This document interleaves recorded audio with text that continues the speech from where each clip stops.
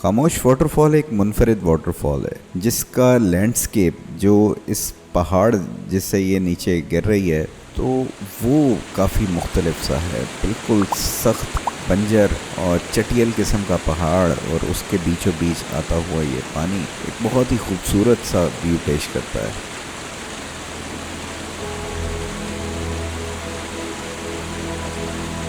ये रोड आगे जाके कारगिल और लद्दाख और इंडियन ऑक्यूपाइड कश्मीर में चला जाता है।